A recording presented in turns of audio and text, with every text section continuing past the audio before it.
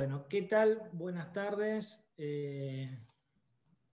Gracias por acompañarnos. De nuevo, los agradecimientos generales. Gracias al Colegio de Arquitectos por darnos este espacio, por poder llegar a todos ustedes y para poder seguir evacuando estas dudas que pueden existir en base a la higiene y seguridad en obra.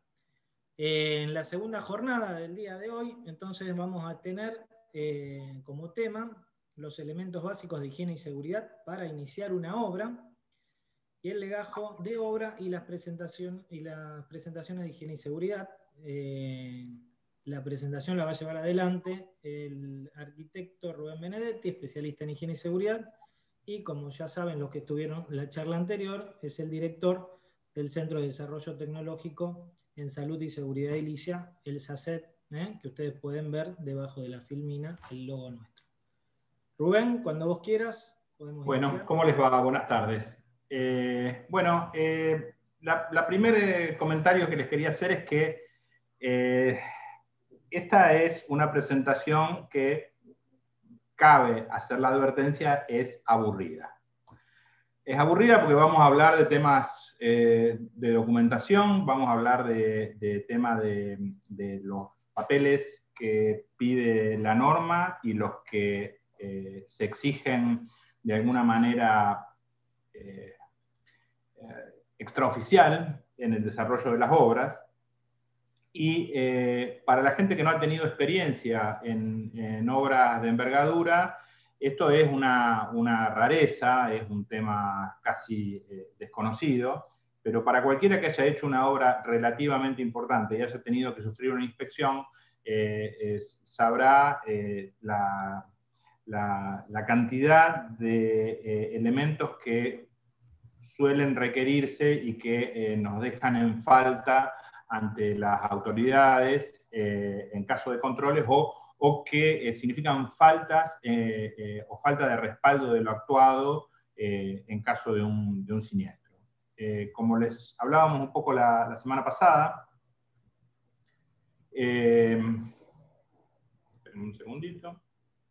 Como hablábamos la semana pasada, vamos a tomar esto como los elementos iniciales para arrancar una obra. Y si ustedes recuerdan lo que vimos de la resolución que analizamos la semana pasada, esta directamente habla que hay que tener un programa de seguridad y la documentación de higiene y seguridad pertinente.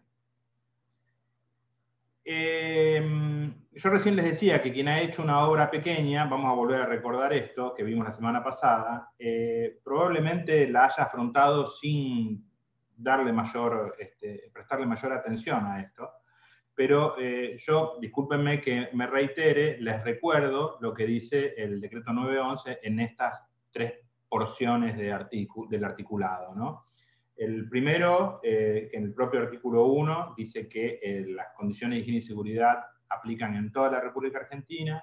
Hace en el artículo 2 una definición de lo que es obra muy vasto y muy amplio, que deja incorporado a las exigencias de la legislación prácticamente a cualquier trabajo que desarrolle un profesional de la construcción.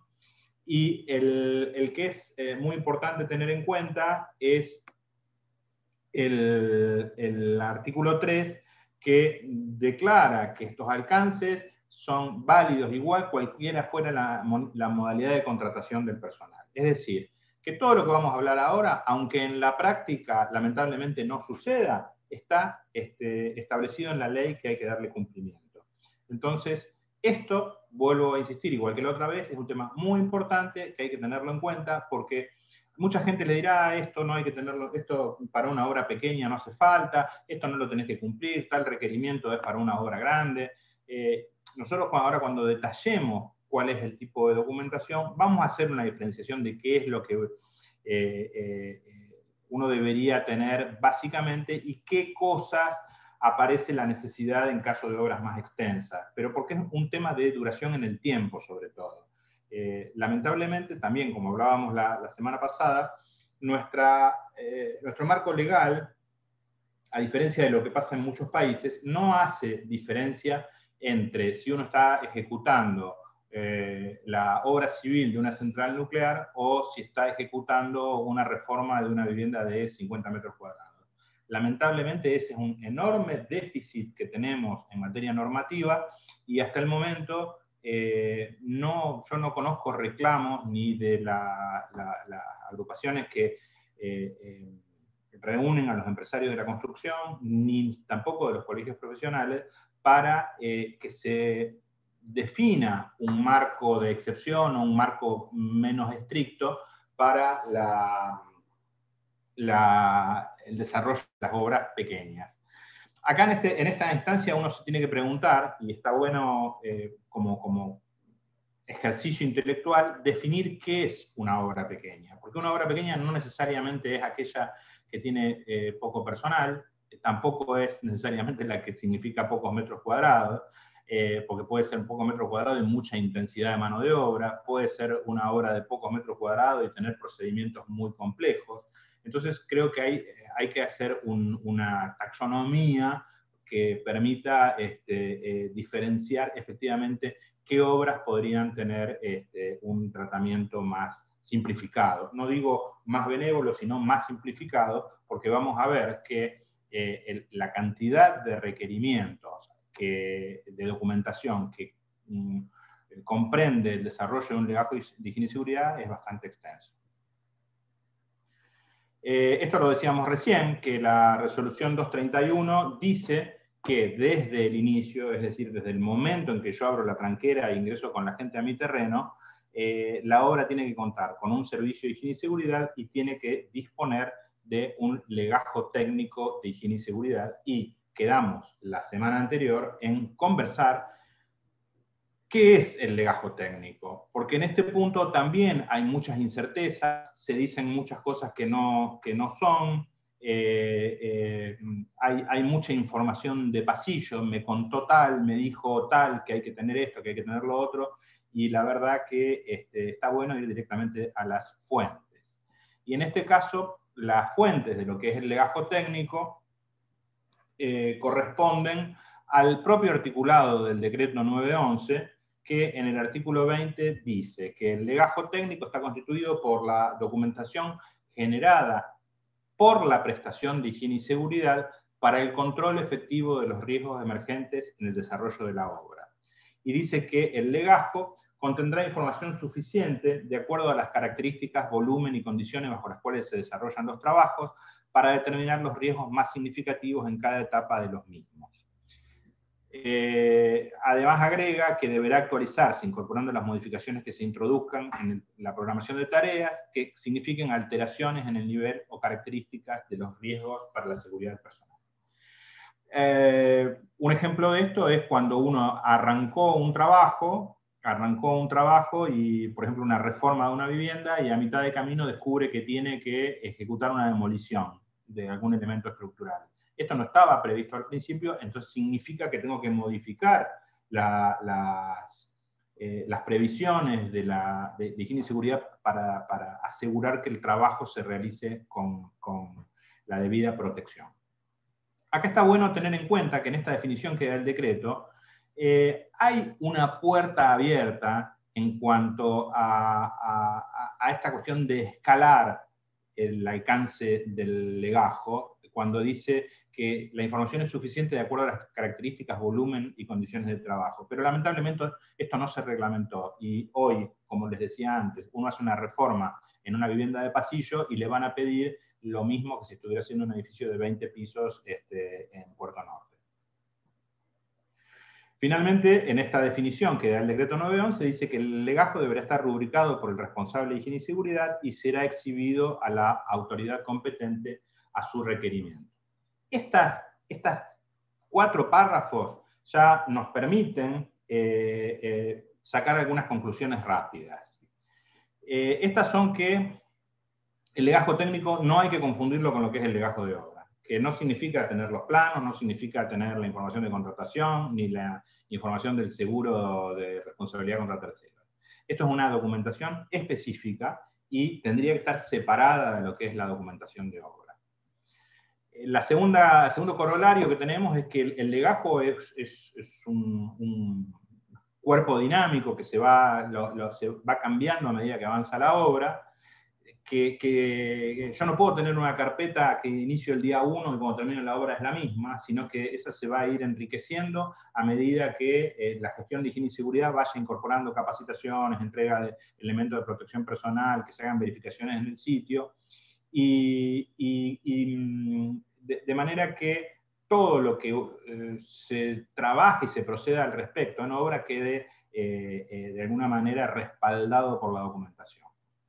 El tercer punto, que está clarísimo y está tanto al principio como al final, es que la elaboración del legajo requiere la intervención del profesional de higiene y seguridad. Esto es algo que está enunciado, si quieren volvemos atrás, está enunciado desde el principio cuando dice que es la documentación generada por la prestación de higiene y seguridad, y finalmente dice que debe llevar la rúbrica del profesional de higiene y seguridad. Es decir, que está claramente diferenciado que quien tiene la responsabilidad de llevar esto no es el proyectista, no es el director de obra, no es el representante técnico, sino que es una figura externa a la ejecución de la obra.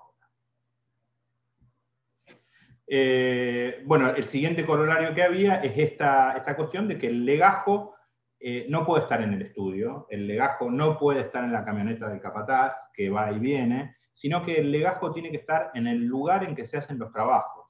Tiene que estar en el lugar disponible para que lo verifique quien sea autoridad y tenga incumbencia para verificarlo, para que los propios trabajadores tengan acceso al programa de seguridad.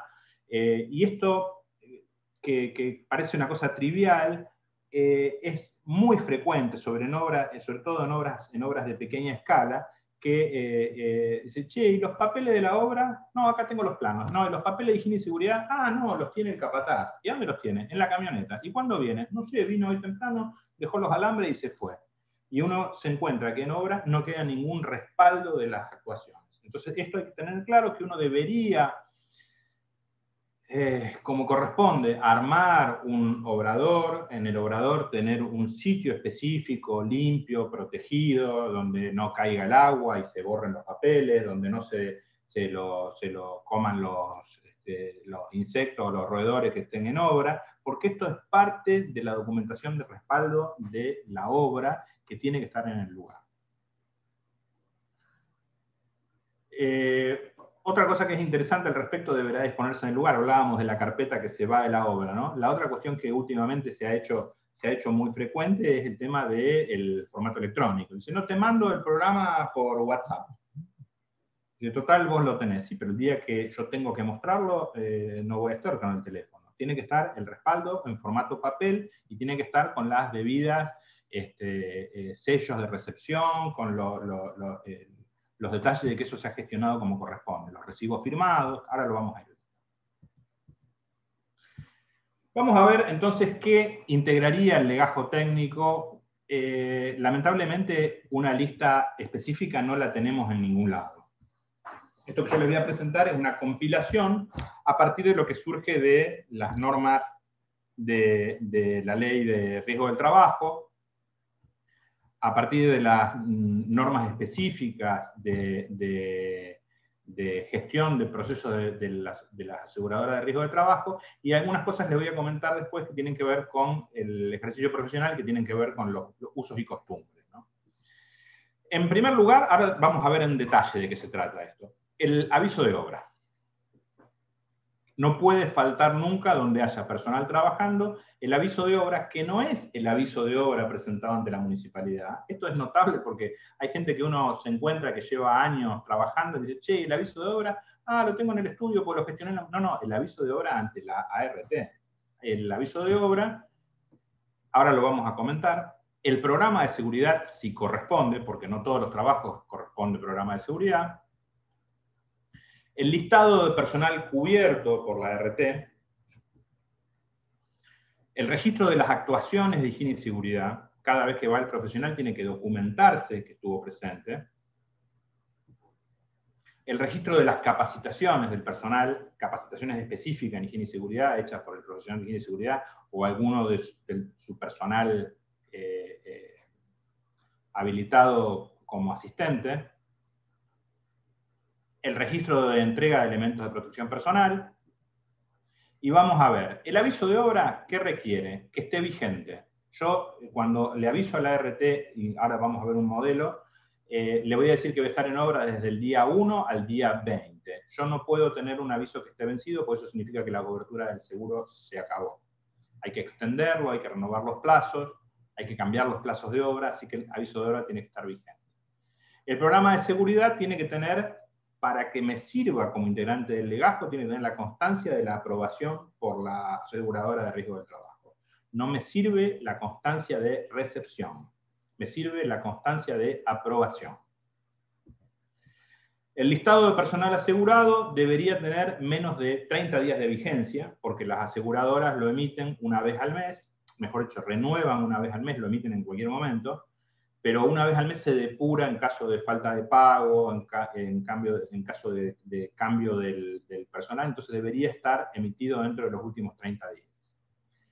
El registro de las visitas de higiene y seguridad, en la cual uno tiene que demostrar que está cumpliendo con el número de horas profesionales exigido en la legislación.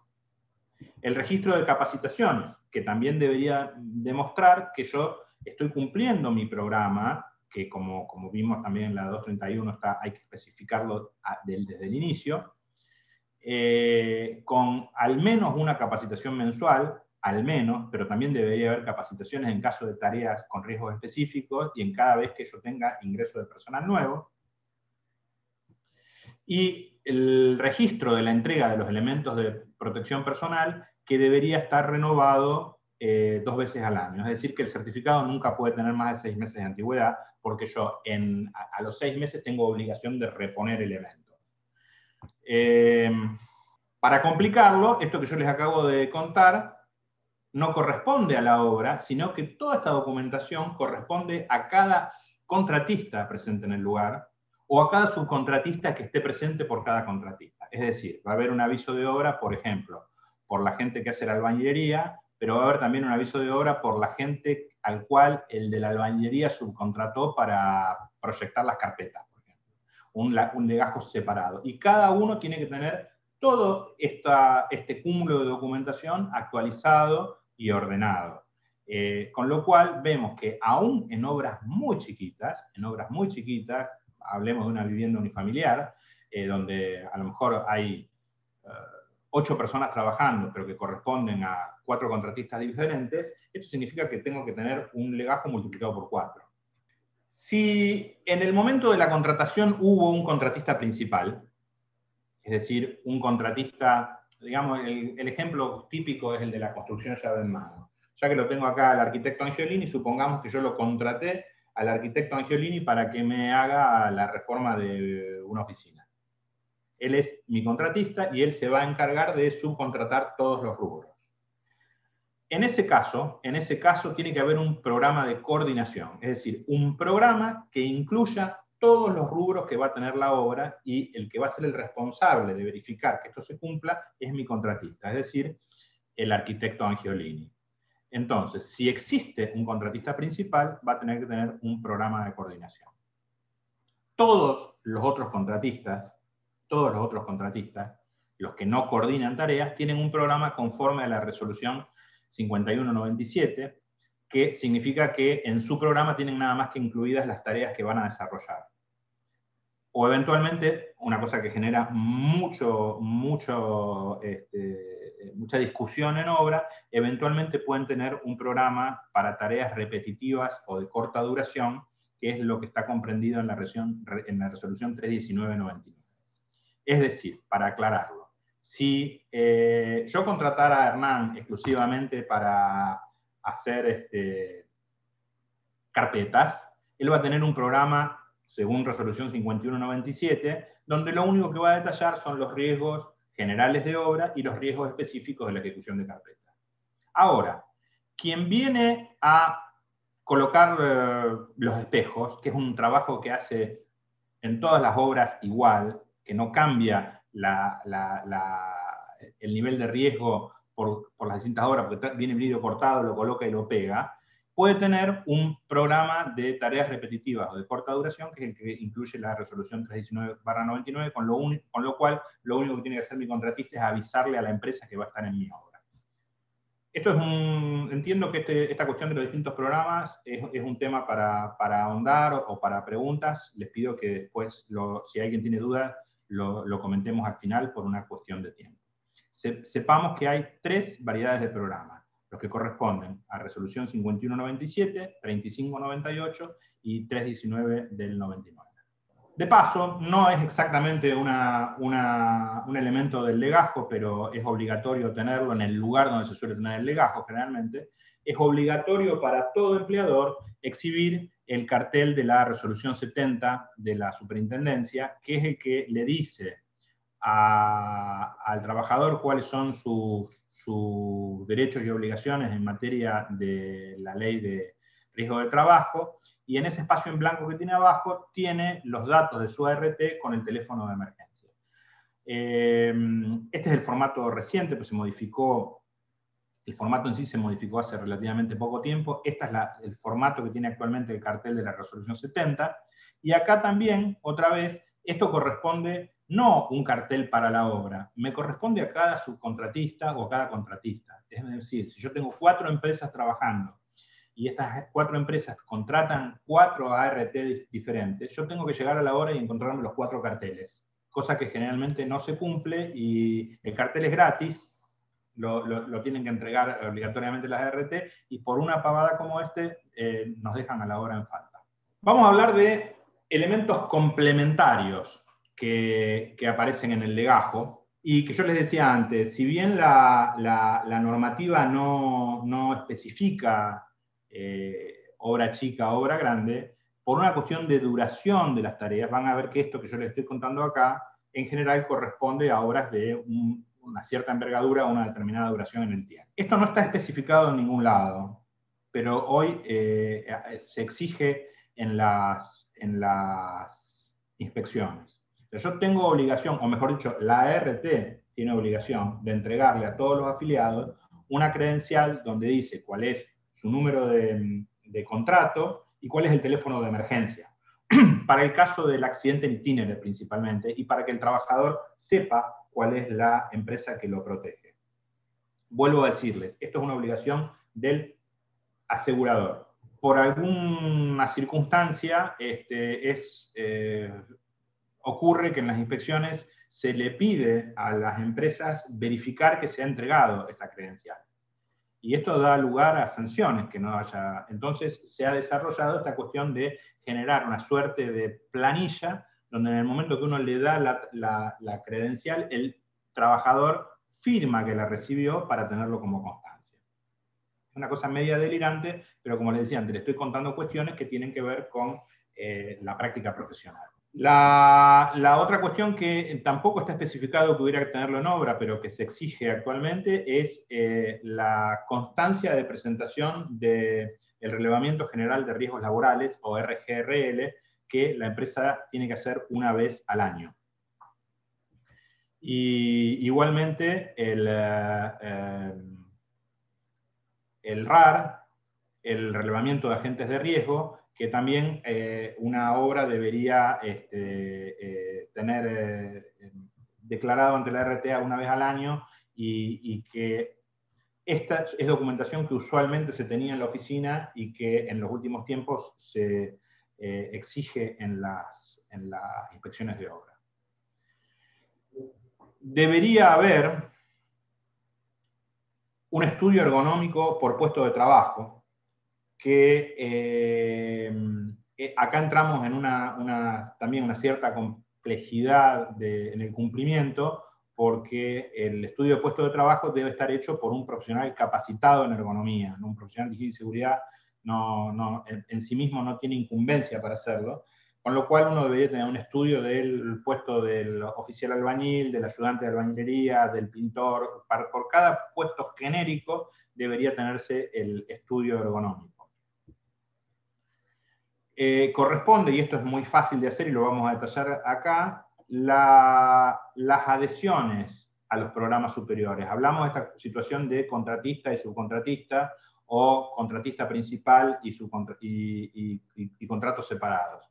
Esto lo vamos a ver ahora en un gráfico, de qué manera uno tiene que documentar que se hace responsable también de cumplir, además de su programa, de lo que le pide quien lo contrató.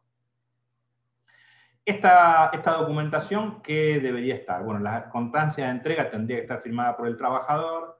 El RGRL, es decir, el Reglamento General de Riesgos Laborales, debería tener la constancia de recepción por la ART. Lo mismo el relevamiento de agentes de riesgo. Como les decía, el estudio de puesto de trabajo corresponde a la firma de un profesional que tenga la habilitación profesional o la incumbencia profesional para hacerlo. Y las adhesiones van firmadas por el contratista. Ahora les explico de qué se trata. Si en la obra hubiera balancines o andamios suspendidos, la legislación provincial me pide que los elementos de suspensión estén calculados. Esto tiene un corolario. Si yo tengo que tener balancines que puedo calcular, significa que no puedo tener en obra balancines que no se pueden calcular. Y esto me erradica los pescantes de madera, los contrapesos hechos con arena. Uno tiene que ir a elementos de resistencia conocida y tiene que tener la firma en el cálculo de un profesional con incumbencia. La ley nacional me fija que si yo tengo un andamio de más de 6 metros de altura, también tiene que tener cálculo. Esto parece que fuera de ciencia ficción cuando uno lo pide. Dice, no, ¿cómo calcular el andamio? Si yo acá siempre trabajé con nudo y caño y nudo y nunca me lo pidieron. Bueno, nunca te lo pidieron, pero la ley te fija que si la estructura de un andamio supera los 6 metros, tiene que tener un cálculo por un profesional con incumbencia. Y así como están calculados los balancines, debería haber una memoria de cálculo de los equipos de dizaje. Si yo estoy usando una grúa, un ingeniero mecánico o un civil debería hacerme un cálculo para conocer la capacidad del equipo, para conocer la resistencia de los cables. Y en el caso de los equipos manufacturados, digamos, las grúas torre o grúas en sí mismo, debería haber un informe técnico periódico. No lo tenemos legislado, pero debería haber un informe del estado de mantenimiento de estas grúas. La memoria de cálculo en los equipos comerciales nuevos suele ser reemplazado por las especificaciones técnicas, donde el fabricante me dice que con tal motor, con tal combinación de engranajes, con tal sección de cable y con tal disposición del cabezal, la grúa levanta tanto. Entonces, yo debería cerciorarme que los elementos que estoy empleando en mi obra para izaje de cargas respondan a una capacidad definida, ¿no? Lamentablemente esto nos lleva a que en el trabajo cotidiano muchas veces uno se encuentra con guinches de hace 40 años, 50 años, que han pasado de mano en mano, donde los frenos fueron rehechos en obra, donde los bulones originales se perdieron en un desarme y se repusieron con otros. A lo mejor los bulones originales tenían un tratamiento térmico definido y se le puso uno común de 0 a 1010. Entonces, esas cosas van deteriorando la capacidad de los equipos y a la larga implica posibilidad de accidente o accidente cierto, ¿no? Sobre todo el tema de cables. Esto es lo que le decía recién, el informe técnico de grúas, maquinarias pesadas, compresores. Tengan en cuenta que los compresores de más de 50 litros de capacidad del cilindro quedan incluidos en la definición de recipiente de presión y pasado un cierto tiempo necesitan una certificación anual de su resistencia. Y vemos en obra pintores que vienen con compresores de 1950, que han estado tirados en un galpón con el tanque todo oxidado, y eso son posibilidades serias de accidente por posibilidades de estallido del pulmón, ¿no? para seguir completando y seguir imaginándose el grado de complejidad que llega a tener esto en una obra donde hay muchos contratistas, todo esto que hablábamos recién, tiene que estar multiplicado por el número de contratistas o subcontratistas que haya presente en la obra. Con lo cual, por ejemplo, uno se puede encontrar que en una obra tiene 5 grúas diferentes, operadas por diferentes contratistas, tendría que tener la información de esas 5 grúas, uno debería tener el cálculo de andamios que ocupan los distintos contratistas, de manera que en una obra compleja el gerenciamiento de esta información es bastante extenso. En una obra, en un edificio convencional, urbano, donde hay 4 o 5 contratistas, ya el control de la documentación se hace bastante complejo. Imagínense una obra industrial donde uno puede tener 10, 15, 20 contratistas con un número de subcontratistas bastante grande. Acá en el legajo técnico vamos a hacer unas consideraciones breves, porque lo van a ampliar la semana que viene, la resolución 550 del año 2011 me pide una documentación específica para estas tareas. No sé si ustedes tienen presente que hace unos años, creería que fue alrededor del 2009, o sí, 2009-2010, hubo una seguidilla de accidentes que tuvieron que ver con la excavación de subsuelos y sobre todo demoliciones, que tuvieron un número importante de muertos ocurridos en Ciudad de Buenos Aires y en La Plata. Como resultado de esto, la solución más fácil que tuvo la Superintendencia de Riesgo del Trabajo, en vez de especificar sistemas de control sobre lo que ya estaba en el decreto 911, sacó una resolución pidiendo una serie de medidas documentales específicas, de medidas de control específicas, pero por una resolución aparte. Entre otras cosas, vamos a hablarlo desde el punto de vista nada más que de la documentación. Estas circunstancias, tener demolición, submuración o excavación de subsuelo, me va a significar que yo voy a tener que tener un programa específico que incluya lo que me pide la resolución respecto a estos trabajos. En la ejecución de los trabajos tengo que tener una planilla diaria de control, porque en estas tareas la resolución me exige la presencia permanente mientras hay trabajos de un profesional, de un técnico de higiene y seguridad. Es decir, que en esta planilla, en lo que corresponde a la resolución 550, voy a tener que documentar la actividad del técnico. El técnico diariamente va a verificar las condiciones en que se inician las tareas, va a decir si las condiciones están bien o están mal, junto con el responsable de las tareas, porque esto no es responsabilidad única del técnico de higiene y seguridad, esto es un desvío que ocurre, en realidad es responsable, y ya lo fija en el decreto 911, el responsable de la tarea, sea el representante técnico, el capataz designado para esto, más el técnico de higiene y seguridad, y el programa específico que va a tener que tener el recibido y el aprobado por la ART como un programa de cualquier tarea.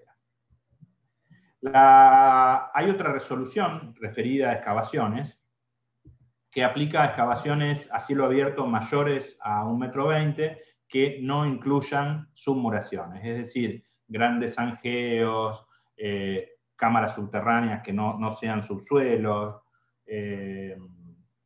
trincheras. La 503 no me pide un programa específico, no voy a tener un programa desarrollado como la otra, voy a tener que incluirlo en mi programa a una serie de cantidad de información, y me va a pedir, como en el caso de la 550, también un control diario de tareas. La idea de estos controles es que al empezar la mañana, al empezar la jornada, supongamos que durante la noche hubo viento y llovió, alguien vaya y verifique en qué condiciones está el suelo.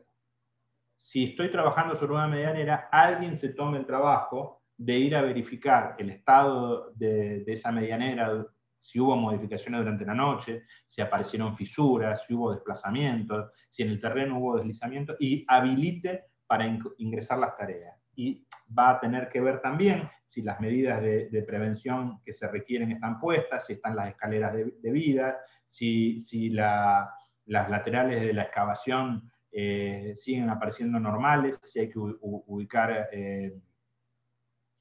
tablestacas o entibamientos, si hay que reforzar los codales. Esto, lo que me piden estas dos resoluciones es que yo de alguna manera documente ese proceso diario de control. Es decir, que, bueno, en este caso, los controles de A503 deben estar firmadas por el responsable de la tarea. Supongamos que el responsable sea el capataz deberá hacer la verificación y antes de habilitar, ingresar a la gente al área excavada, va a tener que documentarlo en papel y ese papel va a ir al legajo para que quede testimonio de que a la mañana temprano esto se verificó y estaba en condiciones. Una cuestión que nosotros mencionamos recién cuando hablamos del tipo de programas y decíamos que el contratista principal,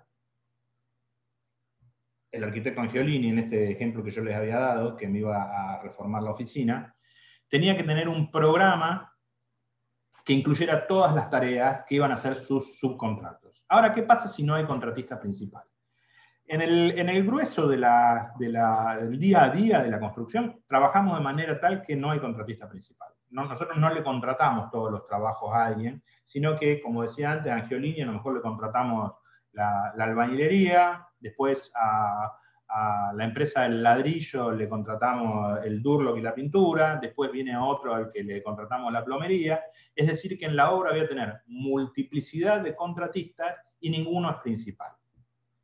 En este caso lo que hay que tener en claro es que la coordinación de esos distintos contratistas en materia de higiene y seguridad le corresponde al comitente.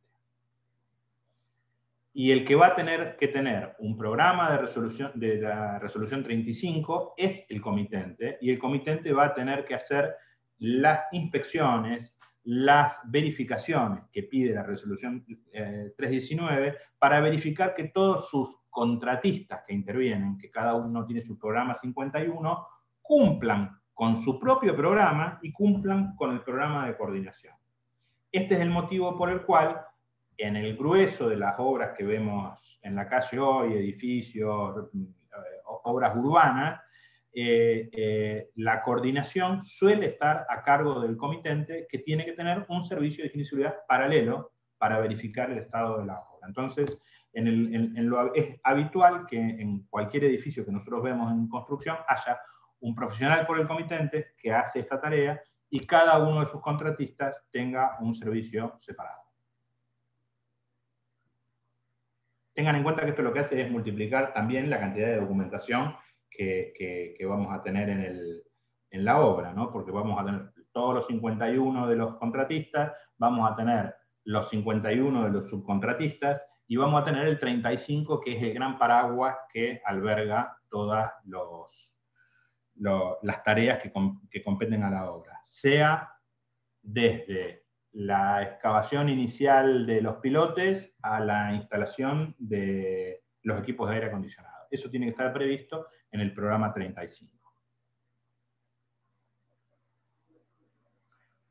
Hay además una serie de elementos, para seguir agregando cosas, una serie de elementos del legajo que no corresponden a los contratistas, que corresponden a la obra en sí misma, que no cambian según los contratistas. Por ejemplo, el estudio de suelo.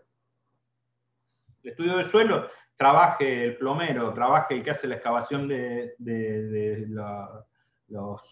las bases exentas, es el mismo suelo, entonces con un estudio de suelo es suficiente. La medición de puesta a tierra, en general, es suficiente con que haya uno por obra, en una obra de escala urbana. Por ejemplo, en una obra industrial donde yo me alimento de distintos lugares, obviamente cada tablero va a tener que estar con su medición. Y las mediciones ambientales que correspondan, por el caso de que haya afectación de contaminantes, que haya, como nos ha pasado en obra, encontrar volcado de hidrocarburos, tendrán que estar estas mediciones también disponibles en el legajo de higiene y seguridad de la obra. Yo les decía que les iba a contar más o menos de qué se trata. Acá hay una versión muy, simplificada, no tomé ninguna ART Tenemos una ART teórica, que como corresponde al contratista es la más barata, entonces la barata ART. El aviso de obra es esto, es un documento. En algún caso, algunas ART hoy lo gestionan enteramente de manera digital. De hecho, con la pandemia muchas ART pasaron al formato digital, siendo que anteriormente lo trabajaban en formato papel. Pero básicamente incluso lo que uno hace en formato digital es esto mismo. Es avisarle a la ART que está empezando una obra, como ven ahí dice inicio de obra. Acá pueden ver que dice inicio de obra. Aparece quién es la empresa, cuál es su quit, dice dónde es la dirección de la obra, y acá define qué tipo de obra está haciendo. Si está haciendo una vivienda unifamiliar, si es un edificio de pisos múltiples, si es un hospital, si es otro tipo.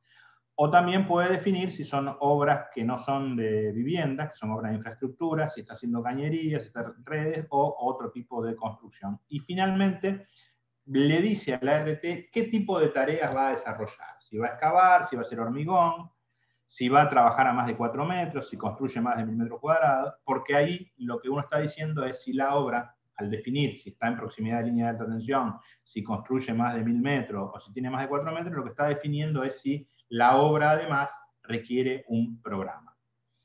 En general, el aviso de obra, digo en general porque ha habido excepciones a esto, es suficiente con presentarlo a la ART. Sin embargo, hay veces que las ART, por determinado motivo, han rechazado avisos. Pero básicamente, tengan en cuenta, en general, lo que corresponde es que lo único que haga es darse este aviso de recibido, que lo vemos ahí en el sello. Ahí les conté, el aviso de obra describe el tipo de obra, dice dónde está, dice quién es el comitente y requiere la firma de la empresa. Esto es el momento en que la empresa le está avisando a su aseguradora que va a tener la gente en determinado lugar, y esto es muy importante que lo hagamos de entrada porque me sirve para cubrir el riesgo en itinere. Yo estoy diciéndole a la empresa que a determinada plantel va a estar viajando, en este caso a la calle Arruabarrena de la localidad de San Lorenzo. Corresponde, aunque en general no se cumple, pero corresponde que uno le dé aviso a la ART 5 días antes. 5 días antes. En general, las empresas no cumplen lo de avisar 5 días antes, y esto inmediatamente, actualmente que se gestiona todo digital, ya genera una infracción. Entonces tengan en cuenta que si ustedes tienen que gestionar avisos de obra, uno tiene que tener en cuenta los 5 días hábiles previos a la fecha de inicio de obra. El programa de higiene y seguridad, que como les decía antes, no corresponde en todas las obras, sino en casos específicos, acá estamos mostrando nada más que la portada. Es un documento elaborado por el profesional de higiene y seguridad, donde se analizan el tipo de tareas, se analizan cuáles son los riesgos generales de obra y se analizan los riesgos específicos de la obra y se proponen las medidas de control que se van a aplicar. Les cuento de mi experiencia personal. Cuando yo empecé a trabajar en higiene y seguridad hace 15 años, un programa de seguridad para un edificio se resumía en 20 páginas. A medida que se han ido agregando, se van pidiendo cada vez más precisiones, se va pidiendo más detalle, hoy un programa de seguridad anda alrededor de las 100 páginas. Porque hasta hoy se exige el detalle de, por ejemplo, aunque está en la ley, se exige el detalle de cómo se van a manejar las escaleras manuales, o cosas por el estilo, ¿no? Igual que en el caso del aviso de obra, corresponde presentarle a la ART el programa, cuando corresponda, 5 días hábiles antes del inicio de la obra. Y acá fíjense que aparecen 2 sellos. Hoy estos sellos son sellos virtuales, ¿no? Pero está el ejemplo papel sigue acá para que lo tengan en cuenta. Yo tengo que tener la constancia que lo recibí, que la ART lo recibió, perdón, pero también tengo que tener la constancia que la ART lo aprobó, y que lo aprobó sin observaciones. Supongamos que la ART me cuestiona algo de las medidas de prevención que yo voy a tomar, me avisa y me dice que hay que hacer una modificación y un ajuste, y tengo unos determinados días para presentarlo y completarlo. Si no lo hago, el programa se cae. Como decíamos antes, hay una necesidad de programas específicos para algún tipo de trabajo que lo van a ver la semana que viene específicamente. Y esto va a determinar, como decíamos antes, controles específicos. Cuando yo tengo controles específicos, lo que me va a incorporar al legajo esto es una planilla de este tipo, ¿no? Una planilla, por ejemplo, esto es, supongamos que corresponde a la planilla 500, a la resolución 503, es una planilla donde diariamente se va a sentar, dice, verificación del estado del suelo, verificación de la presencia o interacción con otras instalaciones, verificación del estado de una edificación que esté afectada, uno podría poner ahí, no afecta a ninguna instalación, y en consecuencia, sí o no, está acá abajo, se habilita el inicio de las tareas. Esta es una planilla diaria de control ejemplo, podría tener mucho más detalles, hay otras que se hacen con formato checklist, de manera que uno, si ya tiene un solo no, ya no se puede iniciar las tareas. Depende del tipo de tarea, depende de la complejidad de las tareas, pero lo que hace falta es tener este control diario. El de la 550, por ejemplo, es un poquito más complejo, ¿no? El listado de la RT es un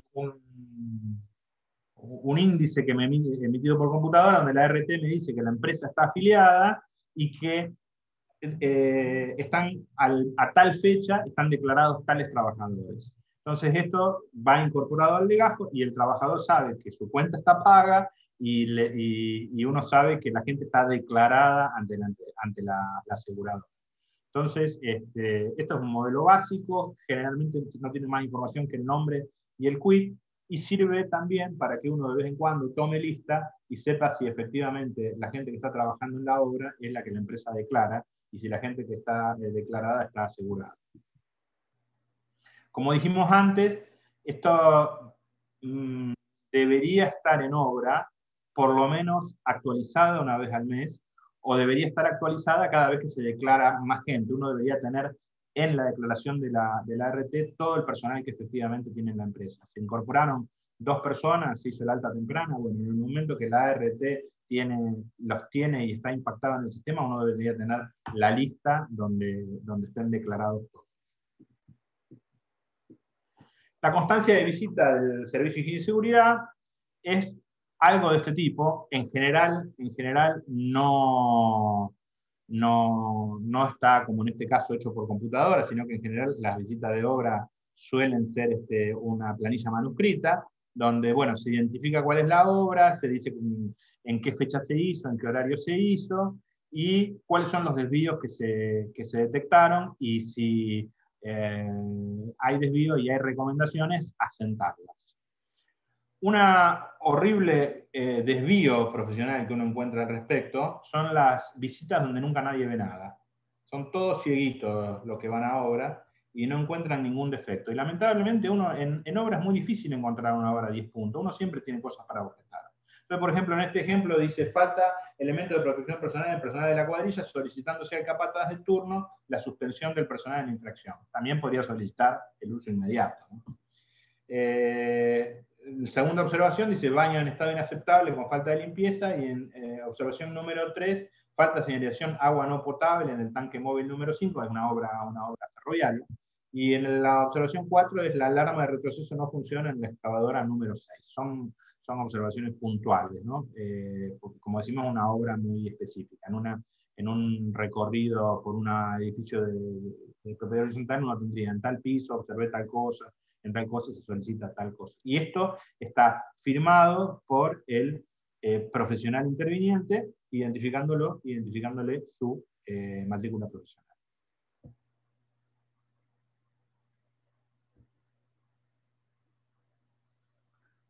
Es conveniente, a veces es conveniente, no es obligatorio, es conveniente que en el momento que uno firme la planilla, lo firme, esté la firma también por alguien de la empresa, como una especie de recibido, pero no es obligatorio. Ya con que esté la firma del profesional, le da a esto la credibilidad y digamos, el profesional está dando fe de las observaciones que hace. No me hace falta que un capataz firme para avalar lo que yo estoy diciendo. Hay veces que las empresas lo exigen, pero suficiente con la firma del profesional. Las constancias de capacitación vamos a volver a la empresa del ladrillo, suelen ser de este tipo. Es una planilla donde está detallado de qué obra estamos hablando. Esta es la misma obra que teníamos en el aviso de obra. Dice quién la dictó, quién es el profesional que la dictó, cuánto tiempo duró, en qué lugar se dictó, y tiene que estar necesariamente con la firma del trabajador. Tiene que estar necesariamente con la firma del trabajador. Hay otras instancias que usan algunas empresas que después de dar la capacitación se hace una especie de comprobación de los contenidos, pero esto no es obligatorio en el legajo. Lo que es obligatorio en el legajo es que esté con la constancia de que yo di la capacitación y que la gente estuvo presente.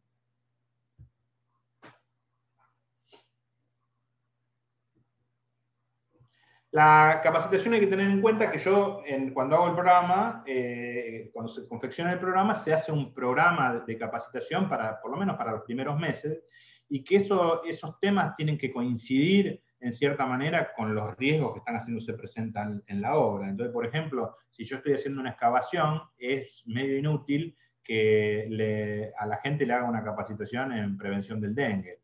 Es útil, pero el riesgo principal es el desmoronamiento, la caída a diferente nivel. Entonces uno tiene que graduar ese tipo de cosas porque la capacitación es una de las formas de la prevención. La constancia de entrega de elementos de protección personal es una planilla que tiene un formato definido, está dado por la resolución 299 de la superintendencia, resolución 299 del 2011. Y la idea es que haya una especie de ficha personal del trabajador, ¿no? Donde uno en la misma ficha va agregando los elementos que le va incorporando. Acá, por ejemplo, se le entregó un casco y una camisa. Para cada producto dice qué modelo es, qué marca es, si está certificado según qué norma y en qué momento se lo entregué. De esta manera uno puede tener una ficha, en este caso, del señor Camilo Casulo, sabiendo que el día 3 del 8 del 20 le entregó tal cosa, que le entregó tal otra, y a medida que le va agregando, le puede poner ahí mismo anteojos, botines, etcétera, etcétera. Hay que tener en cuenta esto que hablábamos, que si yo le entregué un casco el día 3 del 8, 6 meses después le tengo que entregar otro, porque eso está previsto por la legislación, aunque no se cumpla. Perdón, al respecto de esto vale una aclaración en el legajo. En el legajo voy a tener que tener la constancia que corresponda a cada uno de los trabajadores presentes en la obra. Uno suele encontrar paquetes de 50 fichas de entrega de ropa de trabajo y en la obra hay 8 personas. Pero fueron pasando, lo fueron despidiendo, se fueron yendo y la documentación se va acumulando. En realidad uno debería tener la documentación depurada para poder hacer una verificación rápida y eficiente de lo que está pasando en la obra y cómo viene la gestión de la seguridad. Los trabajadores monotributistas, acuérdense que la norma me dice que la aplicación de la norma de higiene y seguridad alcanzan a todo tipo de trabajadores, no importa cómo sea la contratación. Yo puedo tener trabajadores monotributistas. Ha habido fuertes cuestionamientos, sobre todo de gestiones anteriores del Ministerio de Trabajo, sobre la presencia de monotributistas en obra, pero de hecho está perfectamente habilitado.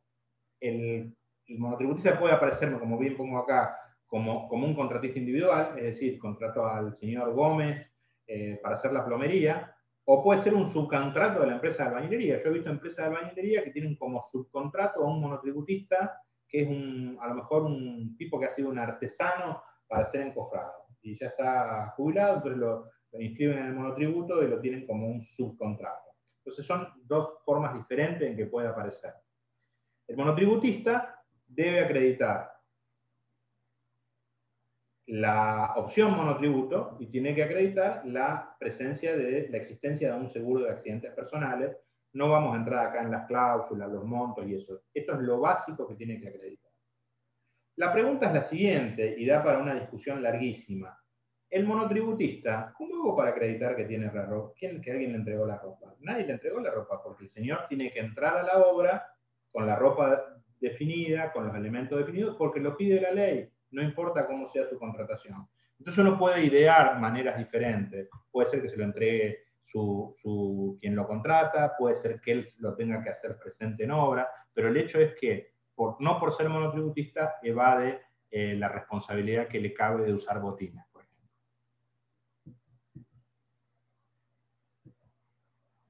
Acá está un croquis general de cómo aparece la documentación y cómo son las relaciones.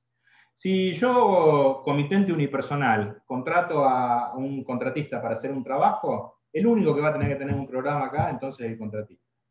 Porque yo, como comitente, tengo un contratista único, le delego a mi contratista la responsabilidad de cumplir con todo. Es lo único que va a ser un legajo muy sencillo, está nada más que lo que corresponde a mi contratista.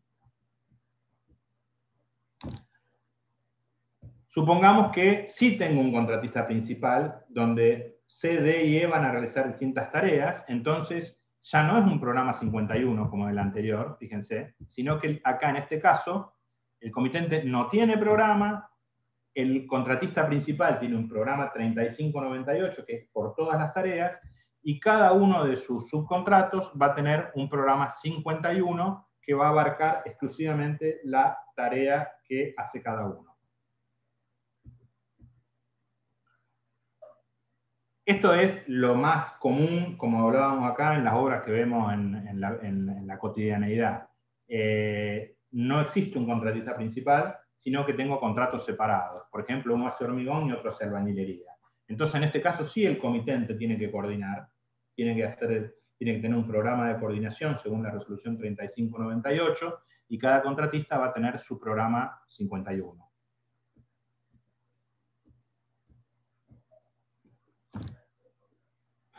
Ahora supongamos, otra vez, un comitente que tiene dos programas separados, dos contratos separados, otra vez, hormigón y albañilería, pero por ejemplo, el contratista de albañilería C tiene dos subcontratos. Y acá otra vez, el único que tiene un programa que abarca todas las tareas es el comitente, tiene un programa 35. Cada contratista va a tener un programa 51 por la tarea que le compete. Y cada subcontratista va a tener un programa 51 por el pedacito de tarea que le toca. Por ejemplo, el contratista D va a tener tareas de mampostería y el E va a tener nada más que ejecución de carpetas.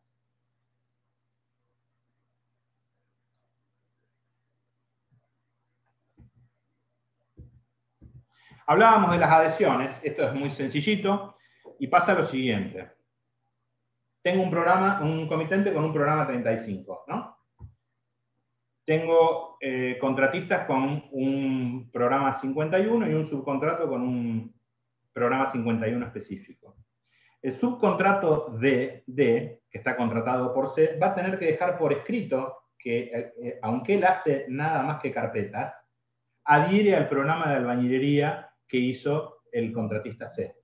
Y el contratista C va a tener que dejar expresar por escrito que en su trabajo de albañilería adhiere a las medidas generales de prevención que tiene el comitente.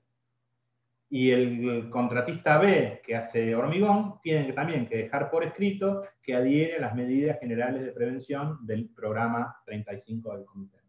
Estas son pavadas de hacerse, pero que normalmente no se tienen en cuenta. Están los programas ahí y nadie se arma este arbolito de responsabilidades, con lo cual, en el momento que ocurren siniestros, dice, pero nunca nadie dijo que había que cumplir, por ejemplo, la prevención de usar un casco naranja que dijo el comitente en el programa. No, porque nadie se tomó el trabajo de establecer la coherencia entre los programas. Y esto es, de alguna manera, documentar esa coherencia entre las medidas de prevención. Acuérdense lo que dijimos, que en este caso yo tenga 20 subcontratos, 3 contratistas, y hagan todas tareas diferentes, el que tiene que cumplir el cumplimiento de todo, de las medidas de prevención y de la coherencia de todos, es el comité.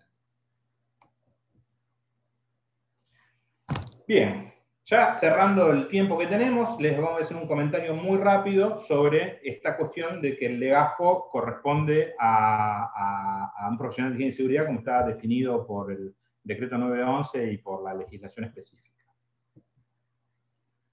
Dijimos que las funciones que va a tener el profesional de seguridad están determinadas tanto en la resolución 319 y una muy reciente que habla de las funciones conjuntas la circulación de de discapacitados, del Servicio de Higiene y Seguridad con el Servicio de Medicina del Trabajo, que es la resolución 905. ¿Quién puede ejercer la dirección de los servicios de higiene y seguridad? Está establecido primero por el decreto 911 y después lo amplió la resolución SRT 1830 del 2005.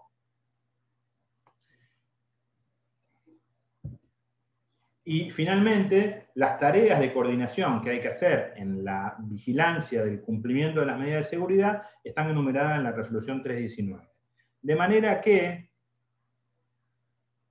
es muy acotado y está estrictamente normalizado quiénes y de qué manera se ejercen los servicios de seguridad, está normalizado cuáles son las tareas auxiliares y nosotros en el ejercicio nos tenemos que atener a la normativa que fija la autoridad de control laboral, que es la Superintendencia de Riesgo del Trabajo. Al respecto también, si después quieren hacer alguna consulta específica sobre el tema, lo comentamos después. La última novedad, que la vamos a comentar muy rápido, es este año 2020, cómo afectó el legajo, qué incorporó al legajo.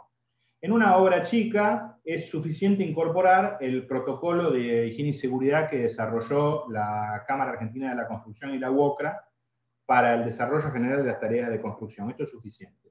Si uno tiene una tarea específica, es decir, esto a lo mejor es para una tarea de revoque y un típico programa 51 chiquito, digamos.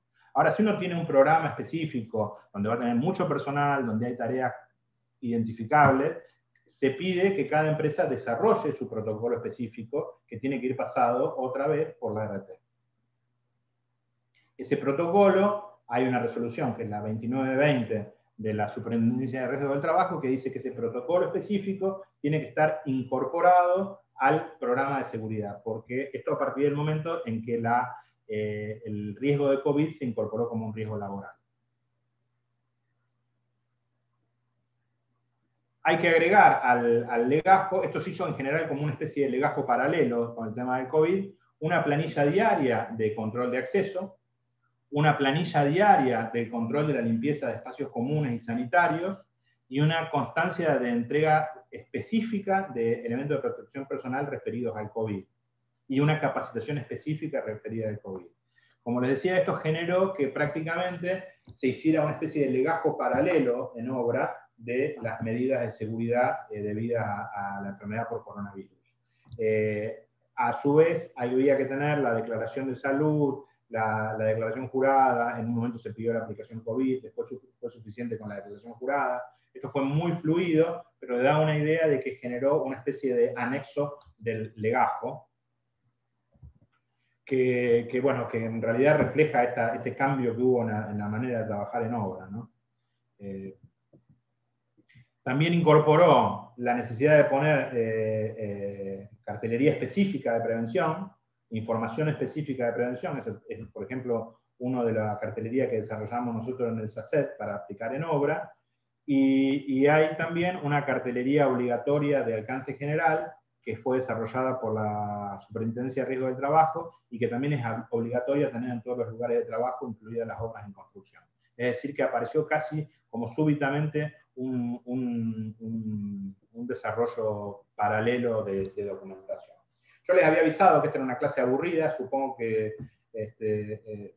probablemente muchos se hayan mareado si nos venían siguiendo, y bueno, les agradezco la atención. Vamos a continuar en el próximo encuentro con algunos temas que acá se plantearon, como son el de excavación de subsuelos, submuración y las tareas comprendidas en la 550 y en la 503. Como siempre les agradezco y bueno, les dejo abierta la posibilidad de hacer consultas a través del vínculo que tenemos establecido entre el Centro de Desarrollo Tecnológico de Salud y Seguridad de la Facultad y el superior del Colegio de Arquitectos. Así que bueno, muchas gracias. Si hay alguna pregunta, estamos para tratar de evacuarlas.